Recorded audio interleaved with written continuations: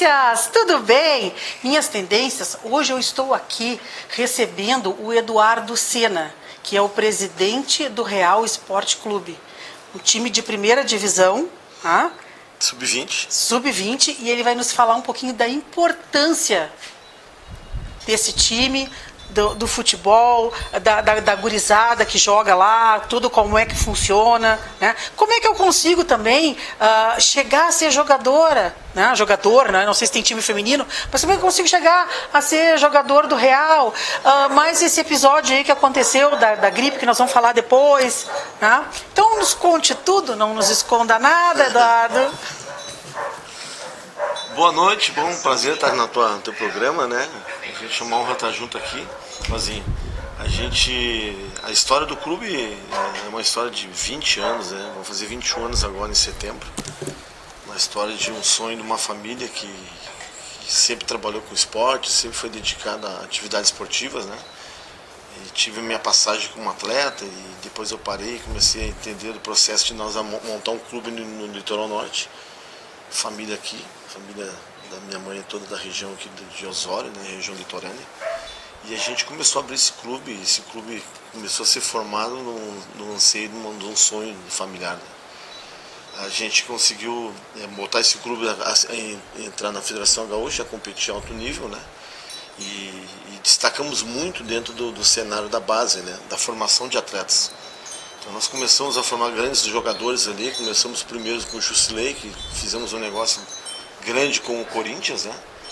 E depois a gente conseguiu fazer o Marlon Freitas, que hoje atualmente está no Palmeiras jogando, né? O volante do Palmeiras, é o capitão do Palmeiras, é o nosso atleta também.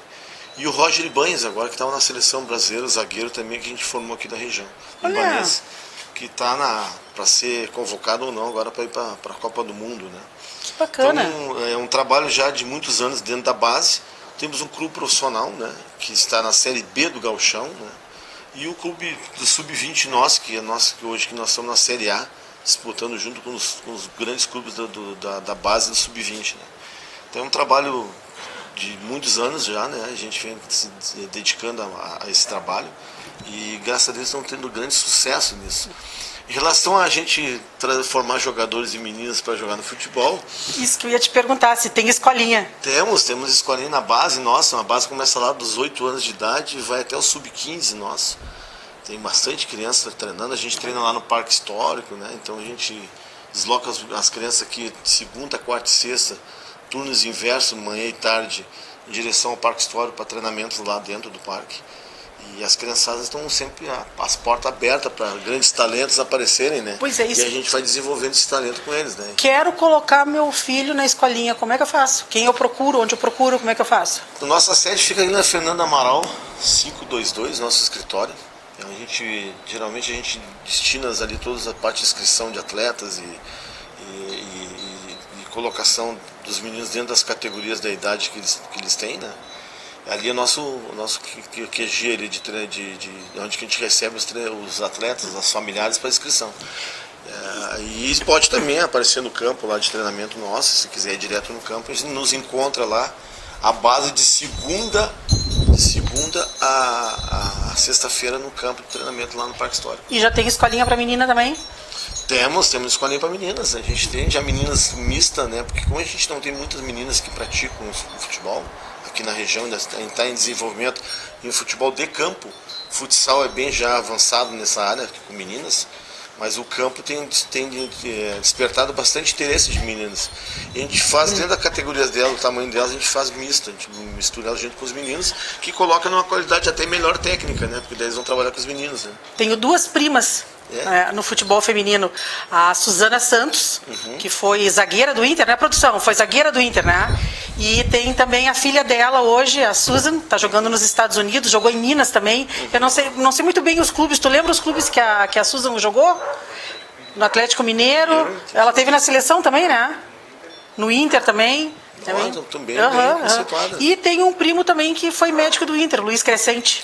Sim, conheci o doutor Crescente. Conheci o doutor Crescente, meu amigão.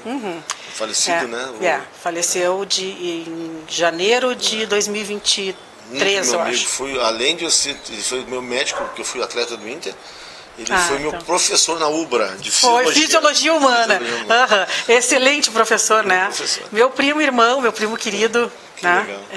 Legal. Ele foi médico da seleção também, né? Um baita de um cara. E é isso, né? São excelências que partem, cumprem sua missão e vão para outro plano, né? Mas bem, vamos voltar ao assunto das crianças, né, que podem ir para a escolinha, jogar, enfim. Existe vagas amplas, né? Como é que eu vou te perguntar? Quais são as vagas que são abertas para as crianças jogarem? Assim, a gente tem várias. A categoria que a gente trabalha geralmente é por idades, né? Mas elas são abertas para todo tipo de idades. Então a gente vai dos 8 anos, que é a iniciação deles, dentro do futebol, até os 15 anos. Então a gente tem a inclusão do atleta dentro do trabalho, que é muito importante. Atleta carente, atleta que tem dificuldade às vezes de entrar dentro de um clube de futebol. O real é essa porta aberta para esses meninos. A gente começa desde a iniciação com eles lá, com a inclusão. Os pais, é interessante os pais saberem disso, que as vagas estão abertas para isso. Então, as crianças carentes, crianças que os pais percebem um talento dentro do futebol com eles, que eles despertam o futebol com eles, a gente dá essa inclusão para eles, né? Eles fazer parte desse nosso trabalho de formação para eles.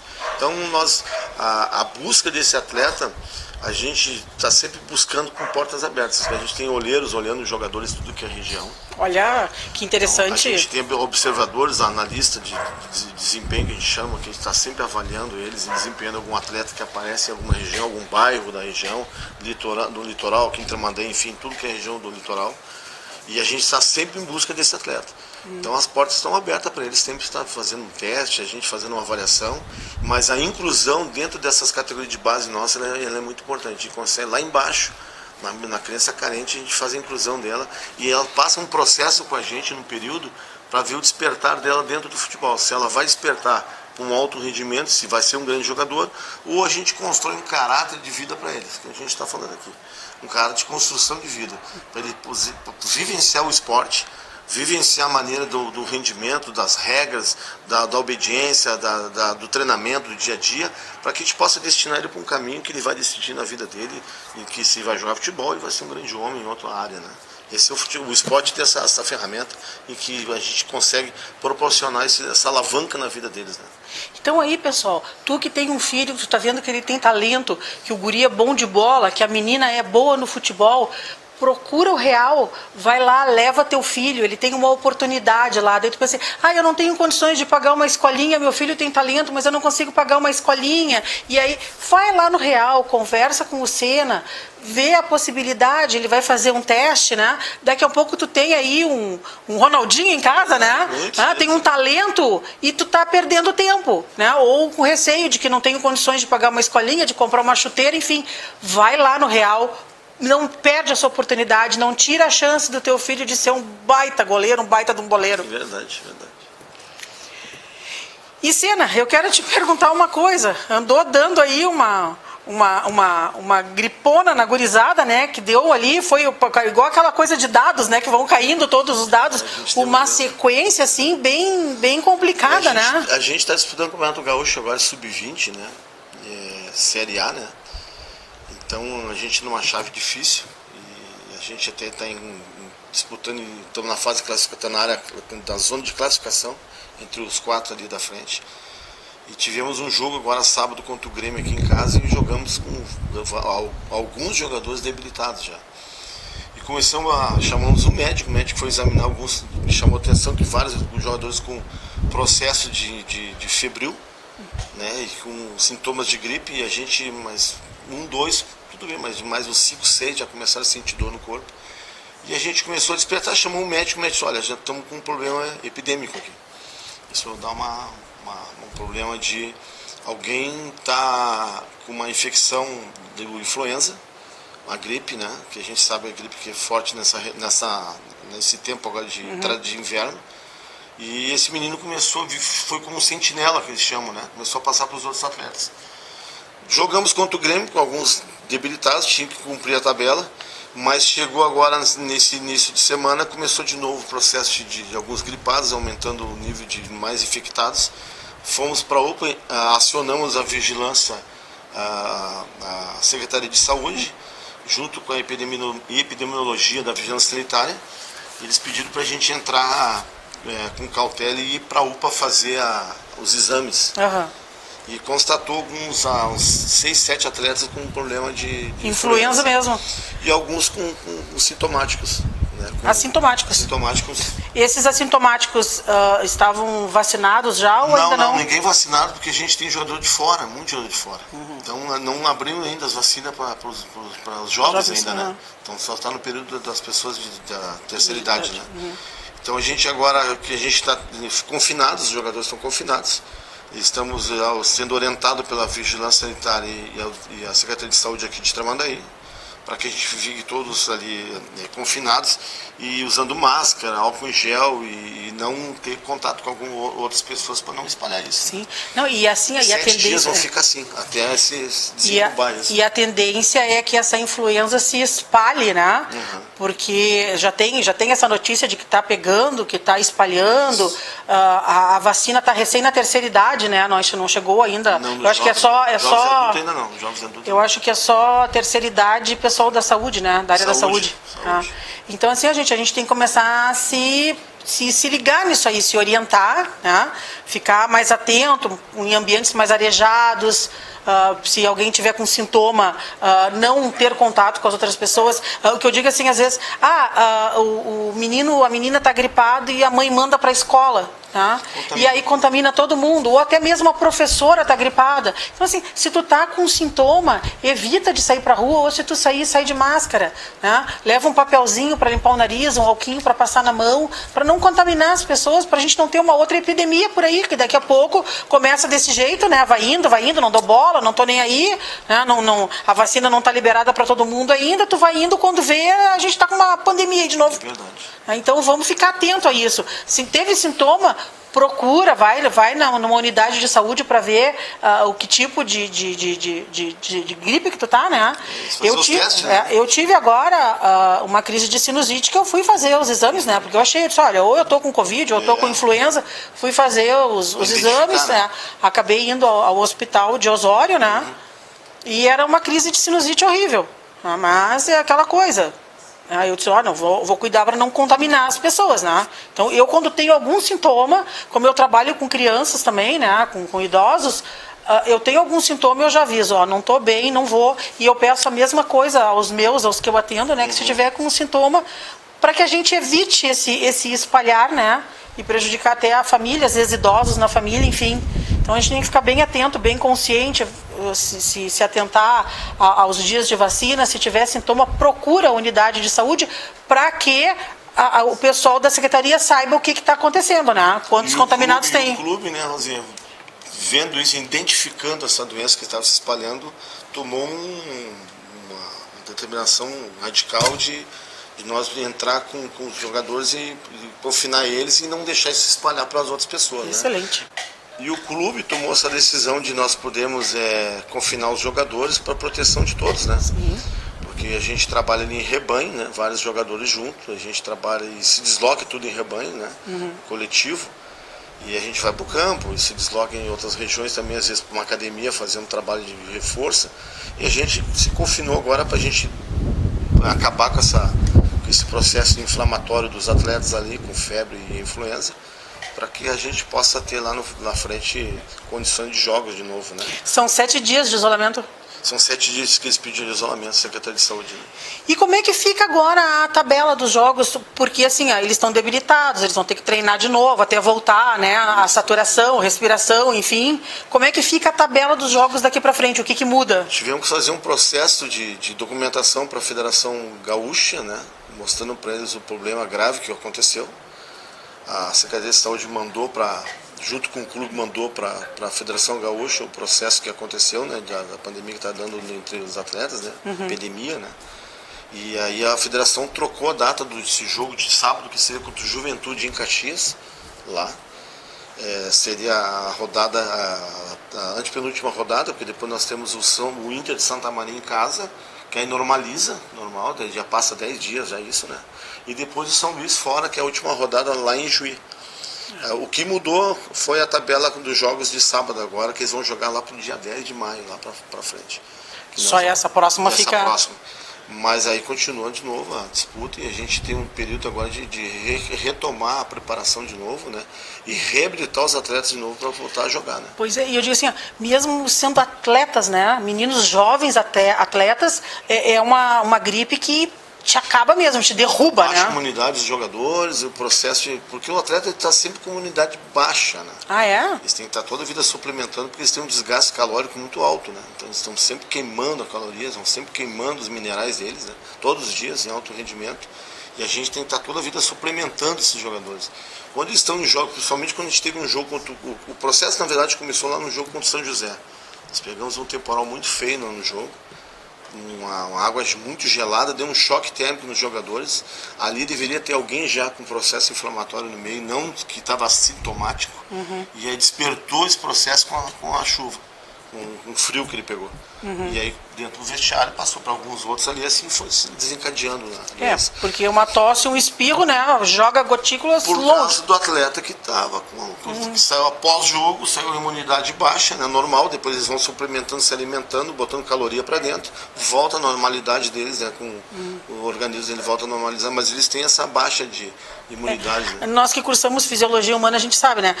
Quando tu sente frio, quando tu tem um desgaste calórico muito grande, enfim, a tua imunidade cai, né? Às vezes as pessoas dizem, pegou frio, ficou gripado. Não, na verdade, é a tua imunidade que dá aquela caída, né? Porque o teu organismo começa... o teu organismo começa a trabalhar para tirar o teu frio, né? Isso. Para te aquecer, e aquilo ali baixa a tua imunidade, é na hora que os... bactérias, as parasitas, bactérias, e, enfim, vírus e... Mas essa aí é a nossa normativa que a gente tomou o clube de ter esse processo de cuidado de todos, né? E a federação também entendeu isso e nos trocou os jogos da tabela para mais para frente. Né? Que excelente que conseguimos, né, fazer essa mudança. Mas, pessoal, vocês viram a importância de ter um clube forte, solidificado e importante no município? Que aparece, que cresce com tantos troféus, né, com tantas medalhas, porque é muito linda a estante de vocês, né, cheia de...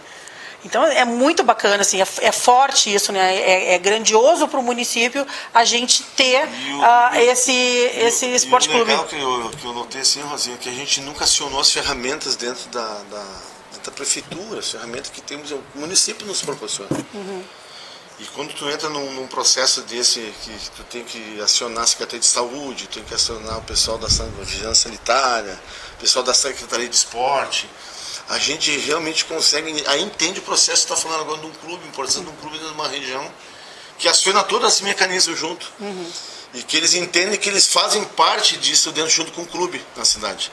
E que isso aí vai para fora do estado, vai para fora do âmbito do litoral do município, né?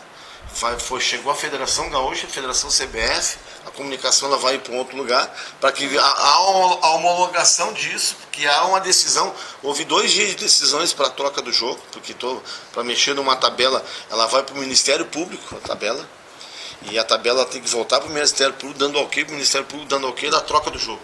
A coisa não funciona só. Vou trocar. Ela é um processo bem legal, que envolve todo mundo.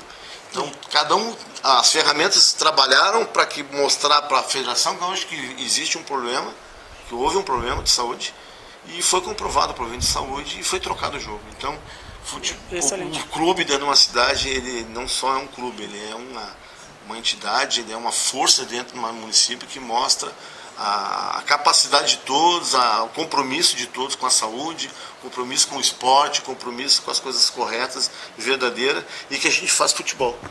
E a gente quer levar o nome de Tornador cada vez mais, porque quando a gente toma uma decisão dessa, a gente está mostrando para todos que algo sério está acontecendo aqui, que a gente não está brincando. Exatamente. Mas assim, o nosso secretário de esportes é guerreiro, né? Nosso secretário de esportes tem que tirar o chapéu para ele, né? O Cid eu tiro 10 vezes o chapéu para ele. É um cara muito guerreiro, muito batalhador, exemplar. Batalha buscando sempre o melhor do esporte, o melhor para todas as modalidades, né? Não é só futebol, todas as modalidades existem dentro do esporte, e o CIT está para isso aí, para buscar isso aí, e cada vez dar condições melhores para todos. Né? A gente vê o empenho dele, né? Ele faz porque gosta, né? Ele tá no local certo, está na secretaria certa. Atleta, ex-atleta, sabe qual é o sacrifício de um atleta para chegar num local de vitória, de conquista, sabe o que é trabalhar o dia a dia, sabe o que é buscar performance, buscar resultado. Ele é do lado da luta, mas é um atleta que faz parte de todo esse âmbito do esporte, né? Sim, então, tem o conhecimento, né? Trabalhando. Então tá. Eduardo Sena, presidente do Real Esporte Clube, né? Nosso grande time de Tramandaí, passando por essa situação toda aí, que logo, logo vai estar todo mundo são de novo aí no campo, com as portas abertas para te receber, para receber teu filho. E o Tendências da Rosinha, mais uma vez agradece agradece ao Sena, a nossa produção, aos nossos amigos que estão aqui. E eu deixo o meu beijo grande para vocês. Muito obrigada, minhas tendências, pelas visualizações, pelos likes, pelos comentários. São vocês que nos dão força para continuar. Vocês são demais. Nós esperamos vocês todos os sábados aqui no Tendência Mais, nas páginas das redes sociais, Instagram, YouTube, Facebook. Daqui a pouco a gente já está no TikTok também, ainda não está, mas daqui a pouco a gente já está. E na página do Tendência Mais, www.tendenciamais.com.br. Te espero sábado que vem. Beijo, minhas tendências. Beijo, Eduardo. Muito obrigada. Obrigado por estar junto aí. Tchau, tchau. Tchau, produção. Tchau, minhas tendências.